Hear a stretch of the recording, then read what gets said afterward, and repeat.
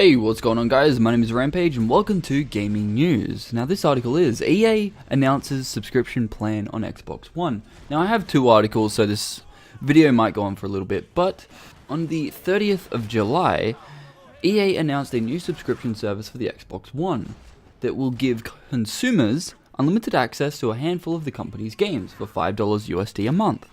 The service is called EA Access, basically some sort of Netflix style program, right? Alright, so what does it include? Currently, the only games on the service are FIFA 14, Peggle 2, Madden NFL 25, and Battlefield 4. Now on top of this, you get 10% discounted on purchases on Xbox One, on digital content, right? So currently, if you buy Dragon Age Inquisition and premium services like Battlefield 4 Premium, you get 10% off. Okay, so if you're going to add DLC to this, pay to get discounted, 10%, I don't really, no, I don't want to pay for a discount. That's not why I would be paying $5 a month or, $5 just to play a handful of games. It's just, no, I don't want to pay for a discount. The service will cost $5 USD on a month-to-month basis, or $30 USD for a full year's subscription. But if you work it out, the $5 month-to-month for 12 months is $60 USD. So the fact that paying month-to-month is double than paying for 1 year's subscription doesn't really make sense to me. And I believe that if they wanted more people to be like, yes, this is a nice idea, bring that price down to say, $2.80 or $3 a month or something like that, because if you make it double the price of paying 1 year, I don't want to pay for a year subscription with 4 games, right? I wouldn't do that. I would only pay the $30 subscription fee if there was a whole range of games, not just 4, right? I don't want to pay for that service just to get discounted. Now, another thing to add is that PlayStation Plus, Xbox Live Gold are trying to keep you in the service by adding more benefits to you, right? Like PlayStation Plus and Xbox Live Gold are both giving you free games. Pardon me, fucking hell. Both giving you free games now, and if you're subscribed to Gold on Xbox Live or whatever, and PlayStation Plus on PS4, you get discounts. Okay, so why would I consider paying $30 on top of, the already online subscription you already pay for? Well, that's the thing. I don't think you would want to. So, now another thing that I kind of can't really wrap my head around is whether this EA Access service will give you access to the entire game. Battlefield 4? Will you be able to play the entire campaign? Will you be able to play the entire co-op? Well, I don't think there is co-op in Battlefield 4, no. And multiplayer segments for that game? Will you? Because knowing EA, they would either have the EA Access service for Battlefield 4, but only allow you to play multiplayer, or only allow you to play single player. I can see in the future that is what EA will try and do. Or it'd be like, oh, pay an extra $1 to unlock multiplayer. That kind of shit is not on. If that's how it's going to be, then no. You can just stay in the corner, keep your own service on Xbox One because no one else will want it, right?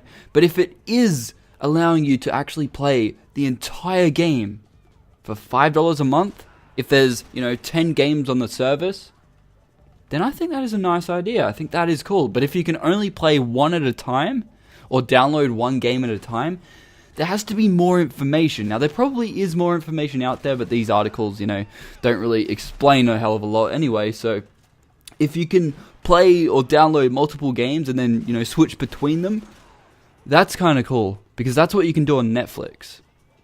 But I gotta also roll back to this. EA Access. Will this be available in Australia? Good question. But anyway, I don't know. There's another article here that states that Sony trashes EA's new Access program. A PlayStation representative said, "We evaluated the EA Access subscription offering and decided that it does not bring the kind of value PlayStation consumers have come to expect," a Sony representative said to Game Informer. PlayStation Plus members are up more than 200% since the launch of PS4, which shows that gamers are looking for memberships that offer a multitude of services. Hold on. So, alright, on the PS3, Sony said that they're never going to charge for multiplayer. Yet a few years later, they bring out PlayStation Plus. Then the PS4 comes out. Then they charge for multiplayer. Alright, so PlayStation Plus is up 200%. PlayStation Plus is only up 200% because it includes multiplayer, free games, and discounts. You get rid of those three things, your service means nothing. People were only paying for PlayStation Plus because they got AAA games for free. That's the only reason.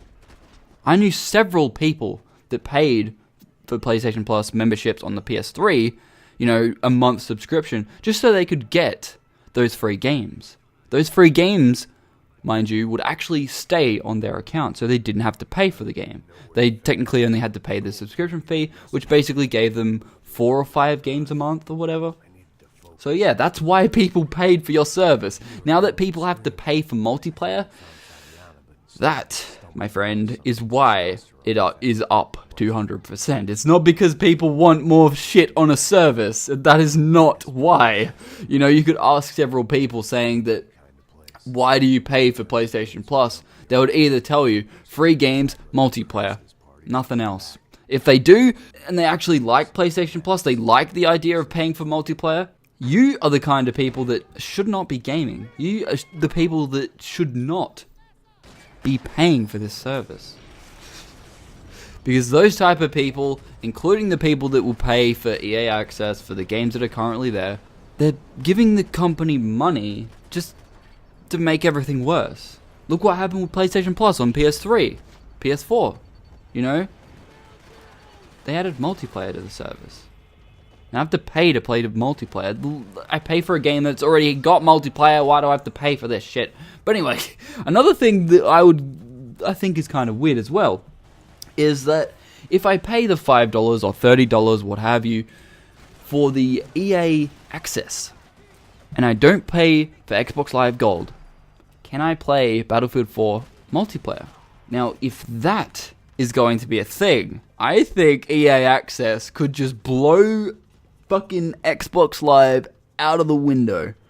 If that is the case, like if it's like $5 for, Xbox Live Gold members, but then like, say $7 or something like that a month for like non-Xbox Live subscribers, but yet you could still play multiplayer, I think that would be fucking insane, and that would bring EA out of the gutter. That totally would bring EA out of the gutter, and I think that would be a great idea for EA, but technically it's up to Microsoft or Sony, if Sony ever decide to bring this service to their console, which I doubt they will. So yes, Sony decides that they wanted to trash the EA service.